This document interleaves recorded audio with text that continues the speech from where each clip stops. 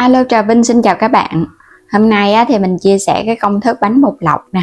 Bên ngoài thì mềm, dai, bên trong thì kết hợp nhân thịt ngon lắm. Thì bây giờ mời các bạn mình cùng vào bếp để thực hiện luôn ha. Đầu tiên là mình dùng một chén bột gạo 150g, 50g bột mì hay là bột mì đa dụng, cùng với 100g bột năng nha. Thêm tí xíu muối nữa nè. 300ml nước lọc bình thường. Rồi pha bột luôn, 150g bột gạo. Tiếp theo là mình có muối, còn phần bột còn lại thì chút xíu nữa mình mới cho vô ha. 300ml nước. Khuấy đều lên, cho cái phần bột gạo của mình nó tan trước. Đây cũng chính là cái cách mà mình làm bột dễ nhất nè. Cho hết vào trong chảo nha. Nếu mà bột không có tan thì các bạn lọc nó qua rây rồi để yên cho nó nghỉ một chút. Phần nhân thì mình có ở đây 300g bắp cải trắng, mình đã tét cái phần bẹ nó ra rồi, rửa sạch để cho nó ráo nước rồi đó. Còn này là thịt ba rọi và tép. Thịt này mình cắt lát mỏng mỏng ra ha, cho nó có mỡ thịt vậy nè, ăn nó mới ngon, nó không ngán. Tép thì cắt đầu cắt đuôi rửa sạch. Nếu mà có cọng chỉ thì các bạn lấy ra. Ở đây mình dùng tép xong á, tép đất nên nó không có cọng chỉ. Cắt cái phần bắp cải ra ha. Nhưng hôm nay mình cho thêm bắp cải là để chống ngán cho cái bánh á. Hoặc là các bạn có thể biến tấu tùy ý Mình sẽ cắt ra cho nó hơi nhỏ chút xíu nữa. Chút nữa các bạn xào nó sẽ xèo lại thì mình gắp vào trong cái bánh nó dễ hơn. Cho dầu vào trong chảo. Mình phi thơm phần hành tím và tỏi hồi nãy mình băm ra nè. Cho nó vàng, nó dậy mùi lên. Rồi bây giờ các bạn cho thịt và tép vô xào.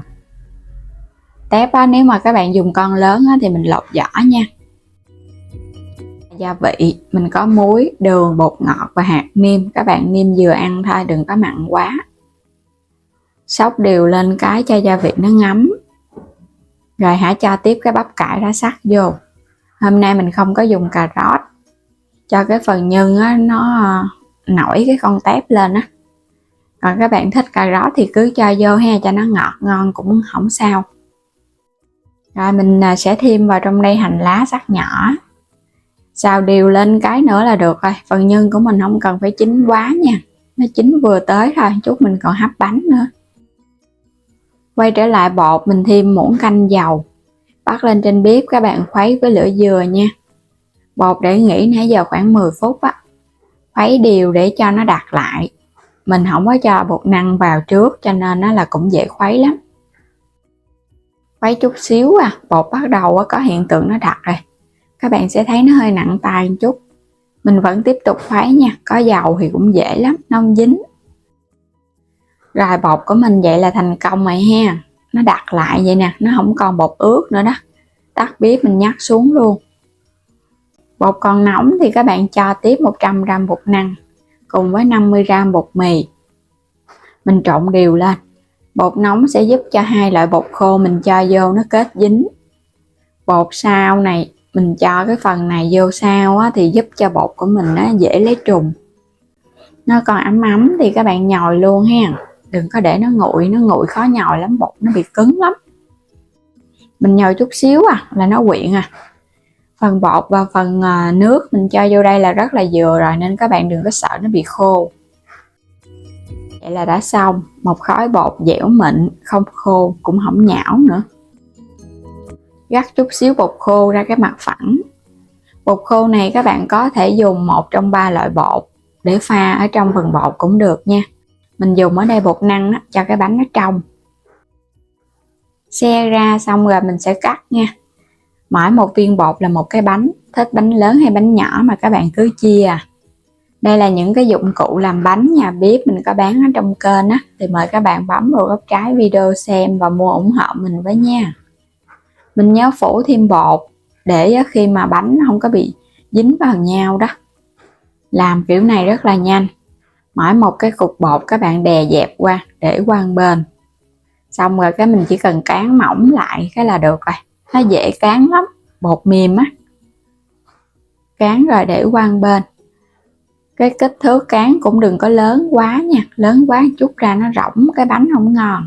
Đây phần nhân mình để cho nó ráo nước, đừng có cho ướt nước thì cho vào trong bánh không bị nhão. Các bạn cứ múc như mình cho vô nha. Có thịt nè, có tép nè, rồi có thêm bắp cải nữa, phần nhân ngọt dữ lắm. Túm cái mép này lại. Nếu như mà nó có hơi khô thì các bạn thoa chút xíu nước vào cái mép bột cho nó dính chặt ha. Nó không bị bung. Nhớ đè nó sát vô. Vậy là xong một cái bánh xếp vừa nhanh vừa gọn. Làm tương tự ha. Làm xong hết rồi thì các bạn có thể đem luộc hoặc là đem hấp. Mình hấp thì giữ nguyên cái độ ngọt của bột, còn luộc thì nó nhanh hơn. Mình sẽ hấp, tại vì bánh của mình làm là nó vừa ăn rồi, luộc nó cũng hơi mềm á. Nước trong nồi cũng sôi thì mình hấp khoảng 10 phút. Đủ thời gian là mình tắt bếp là bánh nó chín. Khi mà lấy bánh ra, các bạn nhớ thoa lên trên mặt bánh lớp dầu ăn nha, cho nó đừng có bị dính, rồi cái mình gỡ nhẹ ra.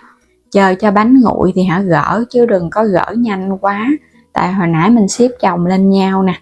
Nếu mà kỹ hơn thì các bạn cứ hấp từng lớp thì bánh nó không dính. Và nhớ quét dầu để cái mặt bánh nó để nguội, nó không có khô, cũng như là nó bóng ngon nữa. Mình lấy ra thì mình xếp nó lên, có một lớp dầu rồi nên nó không dính đâu. Đây, mình đã hoàn thành xong món bánh xếp bột lọc tôm thịt. Cái bánh của mình dai mềm ngon lắm chứ nó không cứng. Mình ăn kèm là đồ chua củ cải, bóp muối, xả sạch, sau đó thì ngâm với giấm đường khoảng vài tiếng. Hoặc là mình cho vào tủ lạnh một ngày cho nó thấm ngon ha. Ăn kèm cái này thì không bao giờ bị ngán luôn á. Hoặc là các bạn ăn thêm dưa leo sắc nhỏ, rau thơm cũng ngon nữa. Ăn này thì mình thêm nước mắm chua ngọt nữa là ngon lắm rồi. Bánh mềm mại, có thể kết hợp với nhân ngọt hoặc là nhân mặn gì cũng ngon nha. Bánh này mà các bạn làm nhân đậu xanh ăn nước cốt dừa cũng ngon lắm á. Hết sảy luôn. Nhân mặn thì mình ăn được no và nó không có ngán, còn nhân ngọt thì ăn chơi thôi. Làm sẵn cái bánh này, khỏi cần nấu cơm, mình ăn luôn, cũng no bụng mà đầy đủ dinh dưỡng luôn ha. Vừa có rau củ vừa có tinh bột. Bữa nào làm biếng nấu cơm mà thèm bánh thì các bạn cứ áp dụng, ăn ngon lắm các bạn. Hấp dẫn quá chừng luôn.